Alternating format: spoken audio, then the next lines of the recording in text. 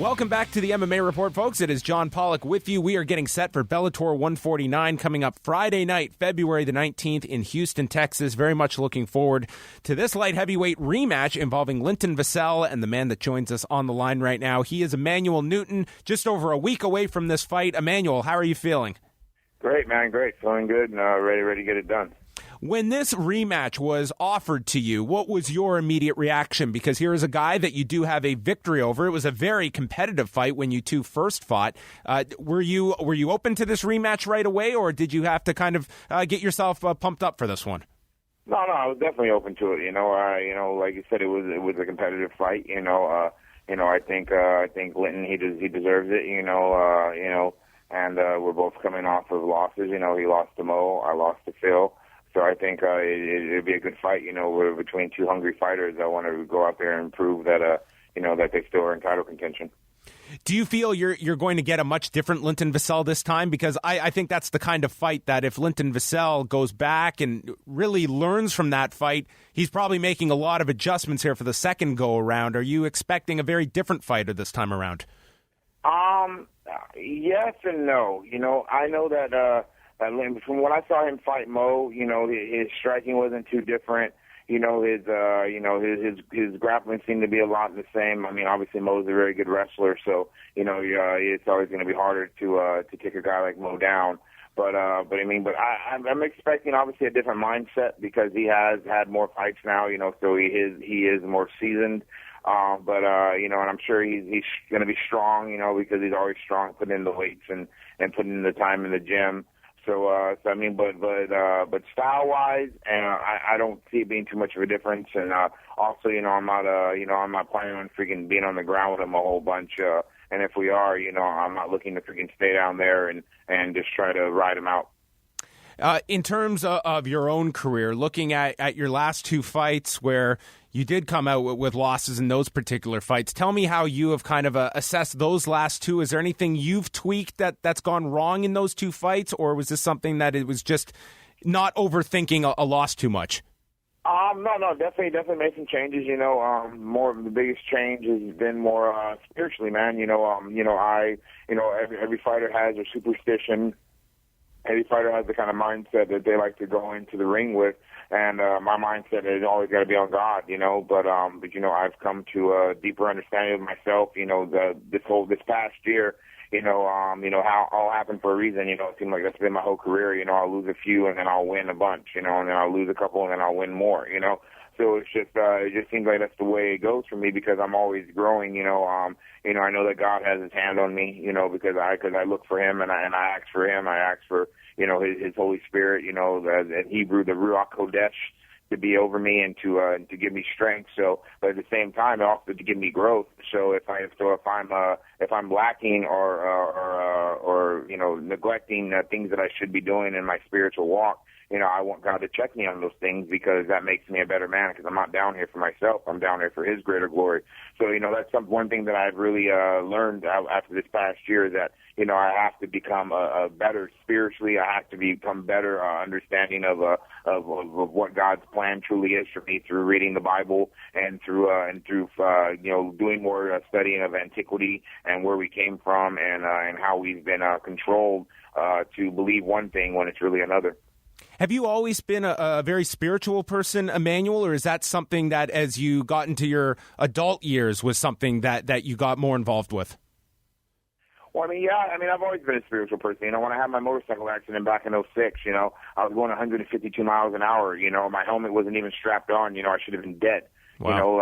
My helmet came off when I was rolling down the freeway, and, it's like I shouldn't be alive, but that's been my whole life. My dad was a pastor. My dad died when I was 9. My mom died when I was 16. I've always had to lean on the Lord because I didn't really have a family to lean on, so I always saw God, pulling me out of things and him showing himself to me, through many different situations. But since I'm coming to an older age, and since I'm also I'm in a different point in my life and a different point in my career, obviously I'm going to be looking more for him because that's what happens with a man who is truly spiritually driven. As he continues on in his life, he's going to grow closer to God no matter what because God is going to call him because that's what his heart's calling out to. I don't know if you're familiar. There was a very well-known basketball player, Jay Williams, who was drafted in 2002. He was the second overall pick, and after his first season, he had a very similar motorcycle accident where he was speeding, and it completely ended his career. And you must look at that as the fact that you could resume your athletic career, and here you are competing at such a high level. I mean, that must reinforce for you that you were certainly put here for this purpose. And I imagine that is something that, do you look at that kind of as a larger sign that, you are supposed to be fighting here? Oh yeah, like there's been many times in my life, where I should have been dead. That one just happened to be one of the biggest ones, because you can't deny that. I knew how fast I was going. I knew that I was trying to top out my motorcycle. Like I just got a new bike, I had it for like a month, and I was like, 3:00 in the morning, nobody's on the freeway. I'm gonna see how fast I can go, and then this car just kind of came out of nowhere. It was kind of weird, once again, I truly believe everything happens for a reason, and people want to say, well, why would God want something bad to happen to you? There is no such thing as bad. Everything is just learning. It's like when you're a kid, and you go through things a certain amount of time before you learn it, and then when your kid gets older, you can tell him, hey, don't do that because this is going to happen, so it's just, everything is just a learning process and just lessons, So I believe that that God is with me. That's what my name means. My name Emanuel means that God is with me, or in Hebrew it means power of God. So it just it's something that I know is what I'm meant to do, is to be a fighter, and meant to speak to people and open their minds to different understandings, because if I wasn't a fighter, if I didn't have this I guess this outlet, then I wouldn't be able to do these things, and I wouldn't be able to spread the kingdom of God at a further point. So yeah. Going back to your last outing against Phil Davis, there was I believe you just did an interview with MMAJunkie.com, and is it accurate that you feel you lost that fight because you had sex just before the fight? Is that true? I mean, I don't feel that I lost that fight because I had sex, because that sounds like I'm taking something away from Phil Davis. Phil Davis is a phenomenal fighter, and I'll never take anything away from him. But I definitely could feel the difference. Obviously, a man knows when you have sex, the last thing you want to do is go out and fight. So it's just, but it was all meant to happen, because I wouldn't trade it or change it. Would I do it again? Definitely not. But like I said, lessons learned. So. Just made that mistake, or that was meant to happen, and I learned from it, and I felt it, and just lets me know that like, oh, you're not invincible. You think, I would always paying attention to my omens and my whole spirituality of everything, but I was kind of going down, I guess you could say, a darker path. When it comes down to the understanding, I was getting more into the whole chakras and, the pineal gland and cerebral cortex and all that stuff, which a lot of people are obese. If you look around now, that's happening all over the place. People are becoming more spiritual because it is that time, it is something that's just happening in the world right now because it's, I guess you could say it's that season.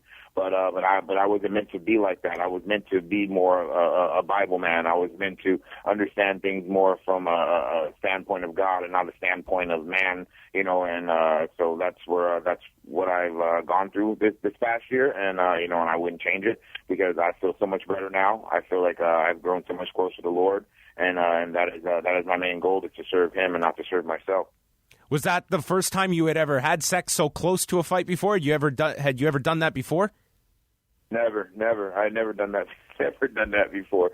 So it was, many things happened, that day, that led me to that outcome, and it was just, that just goes to show me even more, that God was in it, that He was, allowing me to make the mistake that I made, so that I could learn, it's like a father, like when when you say, don't touch the stove because it's hot, and then you touch it, like, see, told you so, now so I truly feel that, the Lord was with me and everything that I do, because He knows what I'm going to do before I do it, because He's omnipresent, He is E equals MC squared, like He's everywhere. So, He's before me and behind me, above me and below me. So, that's just how, the Creator rolls.